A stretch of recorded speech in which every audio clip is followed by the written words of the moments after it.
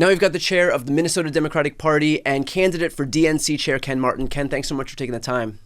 Oh my gosh, I'm so glad to be here, Brian. Thanks for having me.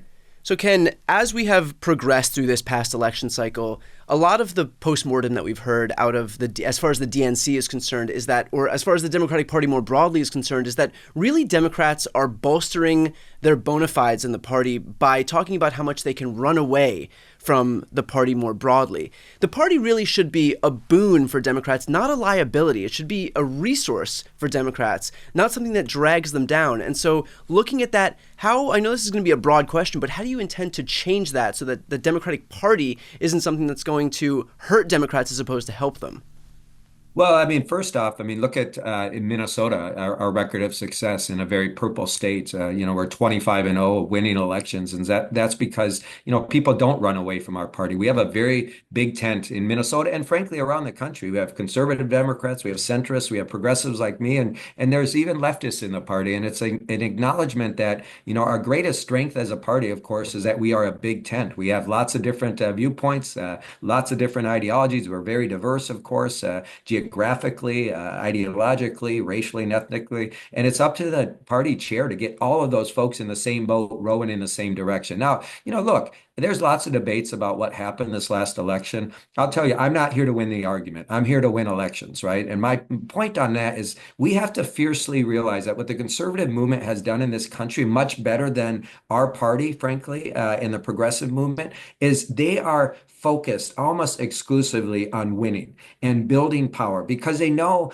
that coming in second or losing by less doesn't help you actually pass an agenda. And for them, they're focused up and down the ballot almost exclusively in school boards, city councils, mayoralships, right? These are places we've been ignoring. In 2022, Brian, we as a Democratic Party did not contest over half of the elections throughout the country. Why? Because we were too focused on Congress and not focused on elections in the states on the ground where they were pushing a very far right agenda. And as a result, right now, Brian, we see them banning books, whitewashing history, attacking children. This is a result of indifference from the Democratic Party in building everywhere and building up and down the ballot. So to your point, though, we have to give people a sense in this party, people who are fleeing right now, whether it's voters or whether it's elected officials or others, that we've got the infrastructure to win. We're going to stand up and fight, and we're going to win again. And let me say this. In 2016, someone said to me, the Republicans are shameless and the Democrats are spineless. We've got to grow a damn spine. We got to show people we're willing to fight for our values, and we got to get back in the game and in short order. So, I don't have patience for people running away right now. My niece, as we were talking about earlier, she's a firefighter. You know what firefighters do? They run towards the fire. Those are the real heroes. And right now, we need people that are willing in this party to run towards the fire and not away. Practically speaking, I mean, you had mentioned how Democrats largely focused on these national elections, and as a result of that, a consequence of that, we lost a lot of smaller or lower down ballot races that were kind of ignored by the Democrats more broadly. With the way that the media is so nationalized these days, and there is so much attention on the top of the ticket, how do we kind of row against the tide, so to speak, and get people to focus attention on down ballot races where, again, it may be much more important? I mean, these folks are the front lines in the attacks against democracy, but really that there is not as much of an incentive structure for the media and therefore for Americans more broadly to even see what's happening below, those national races. Yeah, and I think, Brian, you hit on something that's really important here, which is, our ecosystem has been really focused on what happens in Washington. And it's not an either or. We have to win back the U.S. Congress. That is a front line of defense against Donald Trump's unimpeded power right now. Our first opportunity, of course, and our first goal has to be making Leader Jeffries, Speaker Jeffries. But when we ignore these races down ballot, whether it's state legislative races, city council, school boards, county boards, Those are the offices, to your point, that are impacting people's lives on a daily basis, much more than what's happening in Congress, right? Congress is so broken right now. But we need to realize that the reason people are frustrated is because they're not seeing the change in their daily lives, right? We've lost ground with so many groups of people, right? Latino voters, women voters, young voters, working class households. And why do we continue to lose ground? Because they're not feeling the impacts of our policies that we champion in their day-to-day lives. Where do they feel those greatest impacts? Well, guess what? In cities, in counties, in their day-to-day lives. And that's why we need to be competing there, not just because the Republicans are pushing their far-right agenda, but because that's where we can make a difference in the day-to-day lives of people that we serve. As far as how the DNC is functioning right now, what is the one thing, in your opinion, that is the most broken, and what would you do to fix it? Yeah, what I would say is I've been running from day one when I got into this race. I was the first person in the race on the idea that we need a permanent campaign. We need to get the DNC out of DC, focused in the states on a permanent campaign. What do I mean by that, Brian?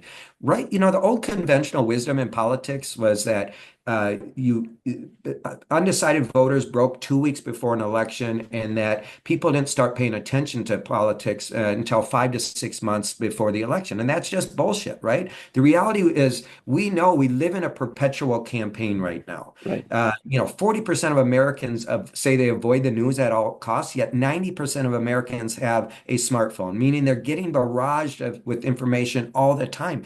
Politics, you may not be into politics right now, but politics is into you, meaning that you're surrounded by it all the time. And we have to get out of that old conventional wisdom, because what Democrats have done as a result of that thinking is we truncate all of our activity into those final 5 months, whether it's our organizing activity, whether it's our communications activity. And on the communications front, where the Republicans kicked our ass is starting in 2020. They made the shift, a whole complete paradigm shift, to realize that broadcast TV, right, is not where it's at anymore. They understood we live in this new information environment, that we have to be competing on all communications channels. They were using micro influencers, right, to essentially spew out their misinformation, disinformation, and lies, and we weren't doing the same thing. I remember in August, by the way, Brian, when the campaign was celebrating the fact that they had a 3 to 4 to 1 advantage over Trump in ad buys, right? And they were celebrating, oh, this is great. He must be running out of money. The reality is that what they were doing, and you know this very well, is they were paying micro influencers and other content creators to essentially push out their messages, and for years. And by the way, we were already defined before we ever had a chance to define ourselves. Yeah. When we got to the election and we started up our communications effort. So when I talk about a permanent campaign, we need permanent organizing too, like we do in Minnesota, year-round organizing. So we're not just the first conversation we have with voters is not just asking them to do something for our party and candidates, right? That's the problem we have as Democrats. As much as it sucks to acknowledge that we now have a perpetual campaign, it is a reality we live in, which means we have to be campaigning all the time. And that's one of the key things I'm going to do as the next DNC chair. So I'm gonna relay a story that I'd heard actually on Pod Save America a couple years back, and you can respond to it how you will.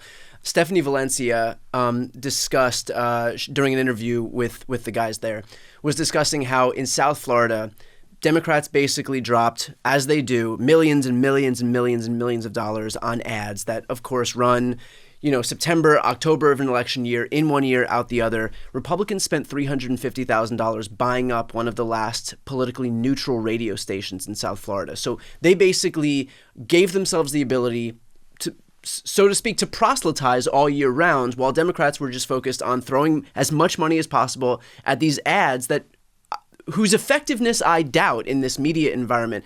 And so can you just speak on that? Because I think that's a really accurate, as sad as it may be, a really accurate microcosm of the poor strategy by Democrats more broadly. Yeah, I mean, I think you hit on what I just said a moment ago, right? And by the way, let me amend that to bring it into modern day, and that is that in this election cycle, we raised upwards of north of $2 billion. And it's very much in the same vein where Republicans didn't raise as much money, and yet because they were smarter about the way that they allocated their resources in terms of who spoke to people out in America, it's not, look, if you have the Joe Rogans of the world, and I don't mean to pick on Joe Rogan, whoever it is, whatever influencer it is, if you have those folks who speak to conservative, who speak to Americans more broadly all year round, hours and hours and hours per day, and they have a conservative bend, when September or October of an election year comes around, those are people who are already trusted messengers for Americans. And if their political ideology starts to come out in September or October, that is going to be so much more effective at shaping the worldview of Americans who listen to them than a 30-second ad in between the second and third quarter of a football game on Sunday on CBS is going to be. That's right. But, and look, we spent $2.5 billion on a presidential campaign, but just in 2024 alone, we spent on the Democratic side, right, in campaigns and elections over $10 billion. I mean, it's obscene, the amount of money. But where did most of that go? To broadcast TV. Yeah. A very outdated practice and tactic that you would, and I do, question whether or not it's effective anymore. And so the reality is what drives that is consultants in DC who've never really spoken to a voter or set foot in any of our states, to be honest with you, because they make 20%, 15 to 20% off of every buy. We have a perverse profit incentive for these consultants to steer tactics not towards winning, but towards where they can make the most amount of money. And as I said to someone the other day, I'm interested in winning the U.S. House back, not having a damn consultant be able to build a new house on the backs of the Democratic Party or our candidates. This is the problem we have, right? Look, I'm a lot older than you, Brian. I'm 51 years old. I still read a hard copy of a newspaper, but I don't watch broadcast TV, right?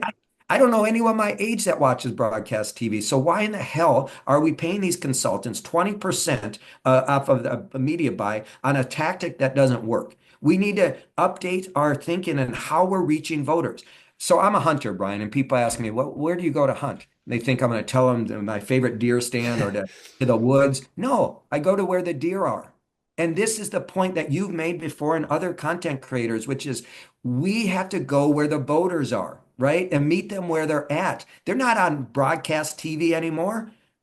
I'm a dinosaur because I read a hard copy of a paper, right? We've got to really understand, and this is one of the things I plan to do as the next DNC chair, because we do know there are differences across the age strata and demographics in terms of how people are consuming information. We need to do an information consumption survey where we really get at where people are getting their information. And notice I don't say news because so many people purposely try to avoid the news, yet they're getting barraged with information all the time. We have to break this consultant complex in DC. We need to be much more creative with our thinking. We need to engage content creators and people in online spaces and other spaces where people are at. And we need to be more sophisticated in understanding that the Republicans are doing this in very, very sophisticated ways. They're not bringing people like me onto these spaces. They're using trusted messengers, people who are already part of these communities, right? Yeah. To actually spew out their misinformation and lies, and they are effective in doing that.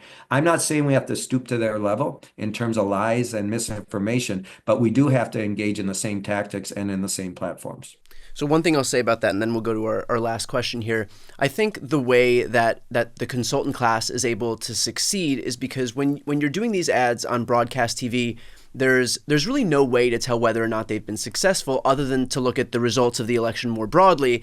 And if Democrats lose the election more broadly, it's really still difficult to just say, well, this consultant or these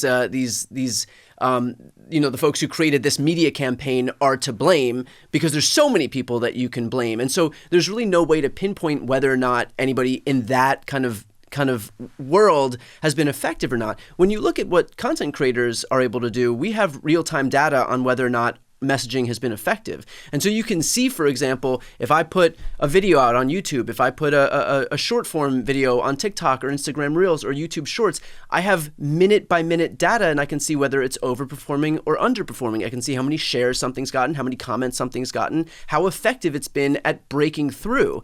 And so we're in a new world now where we're able to see in real time whether or not a message has been affected, whether it's resonating with people, whether it's being shared, whether it's being talked about, whether it's driving the conversation.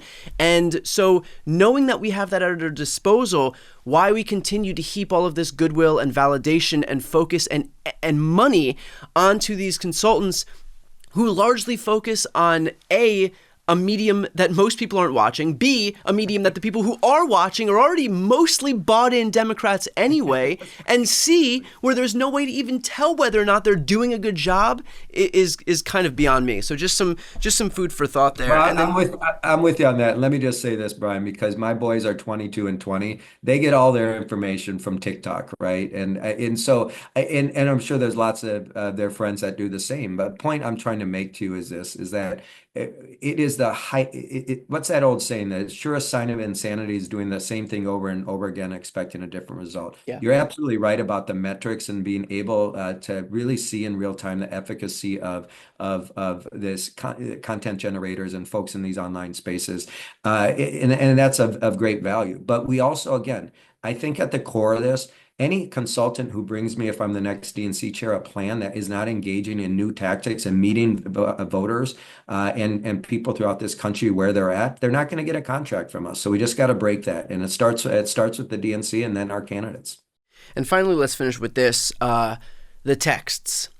Everyone gets hit up with an endless barrage of requests for money. I understand that you need money to actually get your plans into motion, that if we want to hire year-round staff, that's going to cost money. If we want to build up whatever infrastructure we need to build up, all of this costs money. How do you reconcile those two things, which are seemingly in conflict with each other? The fact that you have an exhausted Democratic base who was, again, hit up for billions of dollars in this last election cycle, who are largely disincentivized from given by virtue of the results of this election, with the fact that in order to build up an infrastructure so that we can usher in this new generation, this new era of Democratic leadership, that's obviously not going to happen, through the kindness of people's hearts. Everything costs money. And so how do you reconcile those two things?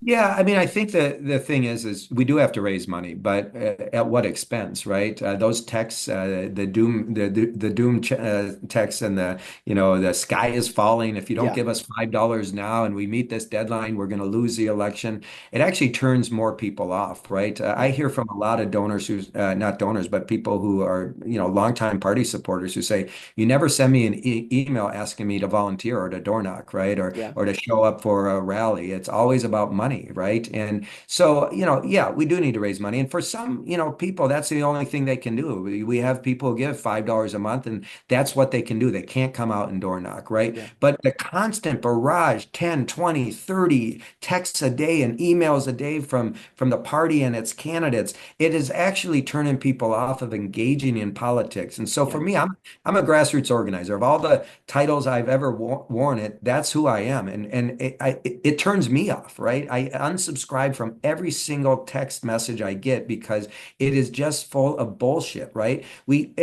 Could we for once use hope and aspiration instead of fear to appeal to people for raising money, right? Give people a sense of what we're going to do and what we're fighting for versus the sky is falling. And if you don't support us, Donald Trump's going to win. I get it. Fear is a great motivator for sure, but it can't be used all the time. We have to give people a sense in everything we do, not just fundraising, who we are and what we're fighting for. I think part of our larger messaging problem is we focus way too much on the other side. We don't give people a sense of who we are, which is why we've lost ground with so many people. And it's the same with our fundraising. It's always this doom and gloom and the other side and Donald Trump. And what about giving people a sense of pride to be a Democrat? And yes, I'm going to give $5 because this is going to help us do X, right? And help improve people's lives.